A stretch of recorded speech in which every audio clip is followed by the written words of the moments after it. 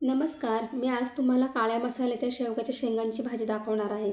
तर सर्वात आधी आपण मसाला भाजून घेऊया. इथे मी कढईत तेल घेऊन 5 ते 6 लसणाच्या पाकळ्या टाकल्या.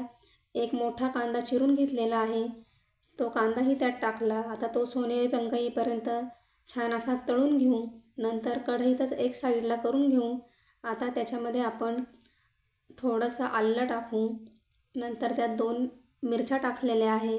सुकलेल्या मिरच्या टाकल्या तरीही चालेल. तुमच्याकडे सुकलेल्या नसेल किंवा लाल नसेल तर हिरव्या मिरच्या टाकल्या तरीही चालेल.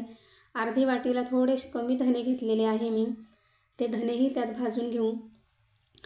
अर्धी वाटीच फुटाणे घेतलेले, अर्धी छोटी वाटी फुटाणे घेतलेले आहे, तेही त्यात छान असे तळून घेऊ. आता अर्धी वाटी मी तो खोबऱ्याचा किस घेतलेला आहे, तो खोबऱ्याचा किसही छान असा परतून घेऊ. फुटाण्यांनी किंवा फुटाणे नसेल तर चणा डाळ टाकली तरी चालेल, त्याने भाजी अशी घट्ट होते थोडी. आता हे मिश्रण सर्व एकत्र करून झालेलं आहे, भाजलेलं आहे व्यवस्थित. ते आपण आता एका प्लेटीत काढून घेऊ. आता ते मिश्रण आपण थंड व्हायला ठेवू.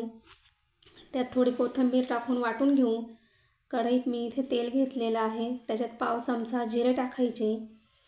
शेवग्याच्या शेंगा मी सोलून घेतलेल्या आहे, त्याही त्यात टाकल्या. एक मोठा बटाटा कापला होता, तो बटाटाही टाकलेला आहे, ते छान तेलात परतून घ्यायचं. एक टोमॅटो टाकला. आता हे सर्व मिक्स करून घ्यायचं व्यवस्थित. आता आपण इथे मी गरजेनुसार मीठ टाकलेलं आहे, पाव चमचा हळद, 2 चमचे काळा मसाला टाकलेला आहे. इथे मी एव्हरेस्टचा मसाला वापरलेला आहे. हे सर्व आता व्यवस्थित मिक्स करून घेऊया. आपण आता जे कांदा खोबऱ्याचं वाटून घेतलेलं होतं, ते वाटणही त्या भाजीमध्ये आपण टाकून घेऊ आणि असं छान मिक्स करून घेऊ तेलामध्ये. 1 ते 1 मिनटं परतून घ्यायचं आहे ते वाटण.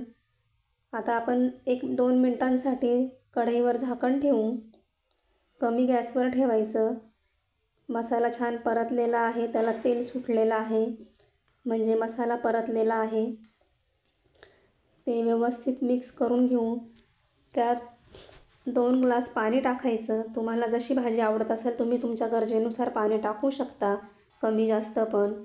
आता कमी गॅसवर आपण ही भाजी 15 मिनटं शिजू देऊ.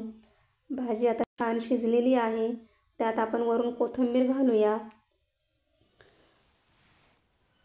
आणि आता कोथिंबीर घातल्यानंतर आता आपली भाजी तयार झालेली आहे. तुम्हाला आवडल्यास लाईक करा, कमेंट करा.